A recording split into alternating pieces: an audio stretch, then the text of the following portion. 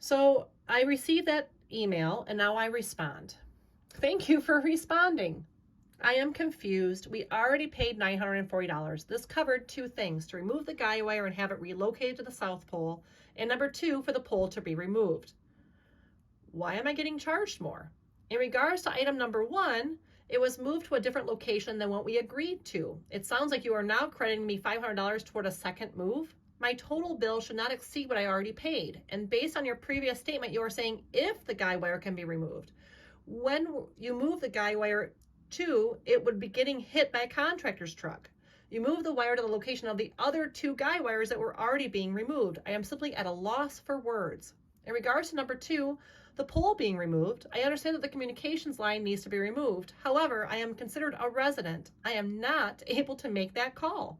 I have tried and I'm told I do not have the authority. I was instructed by the communications company that Consumers Energy owns the pole and that Consumers Energy will have to make that call to the communications company to have them remove the wire. Have you not done this? TJ. And now here's the response. Next day. So at least I'm getting correspondence. Good morning, Tammy. Hopefully I can shed some light on the project and answer your questions below. The $940 that you paid was half of the total cost. I covered the rest as a convenience to you. I honestly giggled when I saw that. I went, really, a convenience?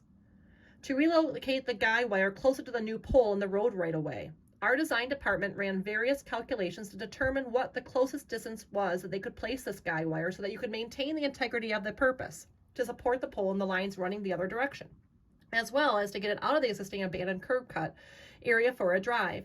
The current location was able to accomplish both goals. Communication pertaining to this intent was expressed by our PC, the rep, August 11th, with a confirmation from you the same day agreeing that that worked for you, attached. The design was also sent as a part of the package with the invoice. A ticket has been submitted to remove the existing old pole through a joint process used by all utilities for this purpose. This serial number. The ticket alerts others of the pole the need for them to relocate their services so that ultimately we can remove the pole. I'll be happy to reach out to these other communication companies in an attempt to help expedite the process. However, ultimately it's up to them to dictate when this occurs from their end. In past similar situations, it has been advantageous for requesting customers to also work with these companies to help expedite. I would be happy to forward any contacts that I have. They also would be responsible for guy wires that currently exist in support of existing wires. So why do they have me call the companies that when they alert the ticket alerts the other companies that that the pole is being removed, that they have to move their guy wires? So why am I as a resident having to be told to start doing that kind of work? So one thing that I thought very interesting here is that they said you've already said the same day that you agreed to these changes. So hold on. So I responded December 13th, 2022. I am now up to senior management within Consumers Energy. Thank you for assisting.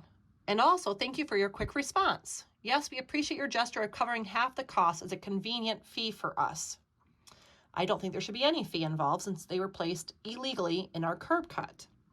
But I guess it doesn't matter. In regards to my reply back on August 11th, I was confirming that it worked for us based upon our conversation in person that we met, that the guy wire was being moved to the South Pole. I did this because as a resident, I could not read nor decipher the project plans that were sent to me. So I hope you understand why I'm so confused and frustrated that this was not done based upon my conversations and meetings with Consumers Energy. Not once was an email sent to me as a customer that something was changing in regards to the removing of the guy wire from our approach. If I did miss that notification, my sincerest apologies, and please send me your screenshot of that notification. Because I am not notified anything had changed, I confirm that it worked for us in my August 11th response. This is what they sent me to review and approve. I have no idea what that is. I am not a specialist. I don't know how to read that. So unless they're telling me that, hey, this changed or this is different, I don't know. I don't have that classification or qualification. So our contractors said that based upon current size, spacing of the curbs, that when they turn their vehicles to enter the property, that they will hit the guy wires, which means that the 3 guy wires are still in the way and need to be removed. This is the foundation for our first contact with consumers back in April of 2022. All of this has been discussed and relayed multiple times to Consumers Energy staff. Our request or purpose of removing the guy wires has not changed. In order to expedite this process, we have personally contacted all utility companies attached to the poll to ask them to be removed. They have all informed us that Consumers Energy must contact them for them to be removed. Not me. I do not have the authority.